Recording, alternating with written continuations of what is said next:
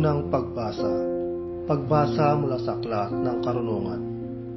Sapagkat napag-unawa kong ako'y tao lamang, ako'y nanalangin at binigyan naman ako ng kaalaman. Tumawag ako sa Diyos at binigyan ako ng karunungan.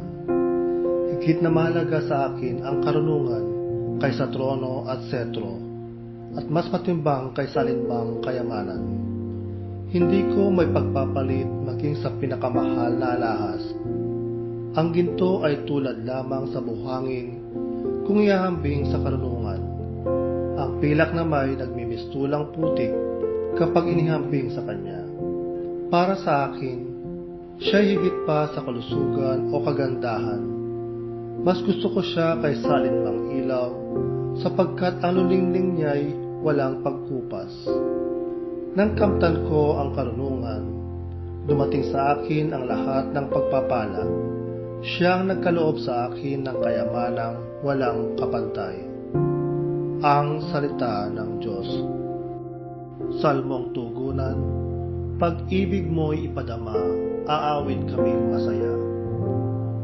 Yamang itong buhay namin, may klilang na panahon. Itanim sa isip namin, upang kami ay dumunong. Hanggang kailan pa ba poon, titiisin niya ring lagay nitong iyong mga lingkod sa gitna ng kahirapan. Pag-ibig mo'y ipadama, aawit kaming masaya. Kung umaga ipadama yaong wagas mong pag-ibig, at sa buong buhay namin may galak ang aming awit. Yaong naging hirap namin, tumbasan mo ng ginhawa, singhaba rin ng panahon ang ipalit na ligaya. Pag-ibig mo'y ipadama, aawit kaming masaya. Ipakita sa lingkod mo ang dakila mong gawain. Sa kasunod naming lahi ay gayon mo ring ituring. Panginoon naming Diyos, kami sana'y pagpalain. Magtagumpay sana kami sa anumang aming gawin. Pag-ibig mo'y ipadama, aawit kaming masaya. Pagbasa mula sa sulat sa mga Hebreo. Ang salita ng Diyos ay buhay at mabisa, higit na matalas kaysa alinmang tabak na magkabilay talim.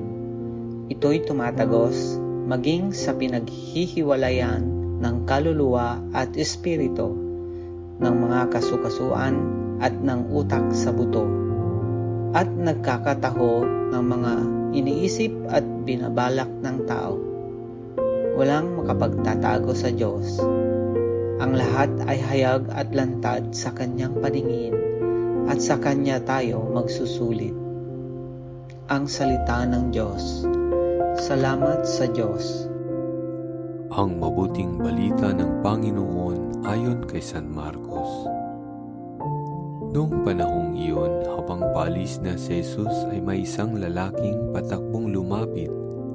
Lumuhod sa harapan niya at nagtanong, "Mabuting guro, ano po ang dapat kong gawin upang magkamit ng buhay na walang hanggan?"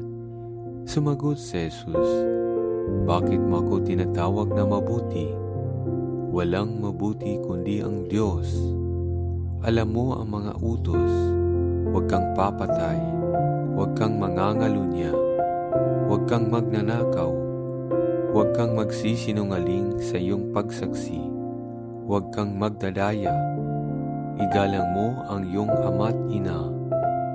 "Guro," sabi ng lalaki, "ang lahat po ng iya'y tinutupad ko na mula pa sa aking pagkabata."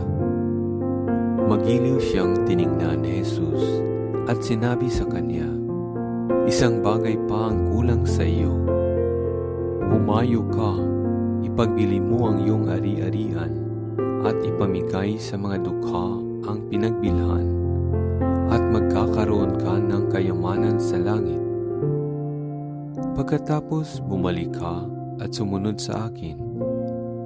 Namanglaw ang lalaki nang marinig ito at malungkot na umalis, sapagkat siya'y napakayaman. Tiningnan ni Jesus ang mga nasa paligid niya at sinabi sa kanyang mga alagad, "Napakahirap mapabilang ang mayayaman sa mga pinaghaharian ng Diyos.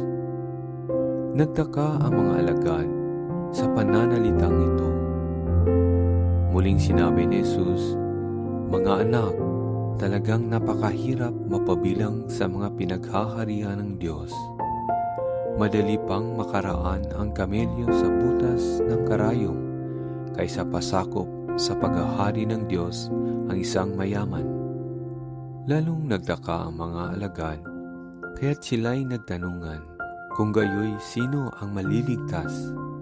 Tinitigan sila ni Jesus at sinabi sa kanila, "Hindi ito magagawa ng tao, ngunit hindi ito mahirap sa Diyos. Magagawa ng Diyos ang lahat ng bagay." Ang mabuting balita ng Panginoon. Pinupuri ka namin, Panginoong Hesukristo.